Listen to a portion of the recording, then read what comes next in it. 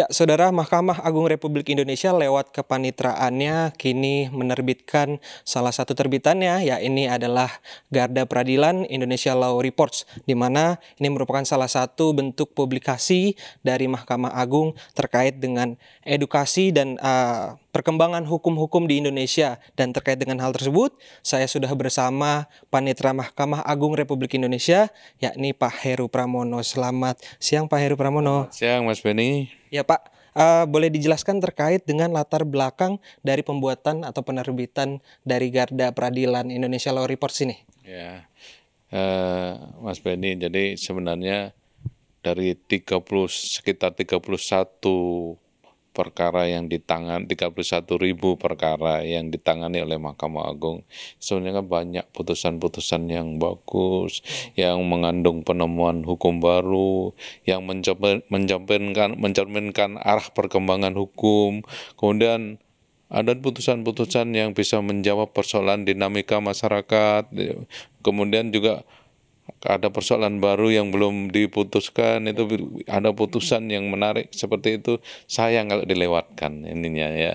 Sebenarnya Mahkamah Agung sudah punya landmark decision, tapi penerbitannya setahun sekali, kan sayang banget, padahal ini banyak sekali tiap kemudian kami memutuskan untuk membuat Garda Peradilan ini law report supaya banyak putusan-putusan yang menarik tersebut bisa dipublikasikan. Kemudian Pak, ini kan dari tadi Bapak jelaskan sebanyak 31.000 putusan di Indonesia. Ini tentunya tidak akan bisa masuk semua dalam publikasi ini. Tapi bagaimana kriterianya sehingga putusan-putusan tertentu ini yang bisa disortir oleh kepanitraan? Ya, jadi kami menetapkan kriteria. Ya. Kriteria yang pertama mengandung penemuan hukum baru. Ya, kan kita itu kan perkara kan banyak, aturan juga banyak ya, tetapi karena hukum baru itu bisa bisa diciptakan oleh hakim ininya ya. Kemudian yang kedua, mencerminkan arah perkembangan hukum. Jadi hukum ini mau dibawa kemana ininya. Ini utamanya di perkara-perkara yang terkait dengan ekonomi ya, hukum ekonomi dan sebagainya, itu banyak yang bisa ini. Kemudian yang ketiga, menjawab persoalan dinamika sosial pada masyarakat. Misalnya ada kasus baru yang sebenarnya belum pernah diputus oleh pengadilan, di masyarakat pun belum tahu hukumnya ini apa sih gitu ininya. Nah, ini kalau perkara itu masuk ke Mahkamah Agung, Badan Peradilan dan Mahkamah Agung, itu bisa diputuskan untuk menjawab itu ininya.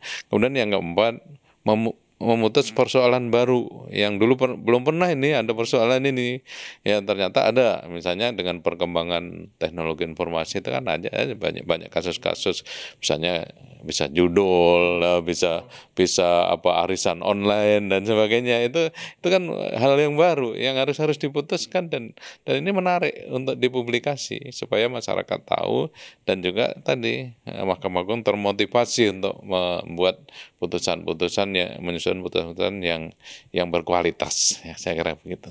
Terima kasih Pak Heru atas penjelasannya. Oke, terima kasih. ya. Silakan melanjutkan aktivitasnya. Ya. Saudara, tadi dijelaskan oleh Panitera Mahkamah Agung Republik Indonesia, Heru Pramono, kalau dibuatnya atau diterbitkannya Garda Peradilan Indonesia Law Reports ini tentunya memiliki banyak manfaat begitu ya, selain tadi untuk sumber hukum, kemudian juga untuk edukasi begitu ya, tujuan edukasi, dan kedepannya juga masyarakat juga bisa membaca atau meneliti tentang Garda Peradilan Indonesia Law Reports ini. Benediktus Aditya, Muhammad Jamzari, Kompas TV, Jakarta.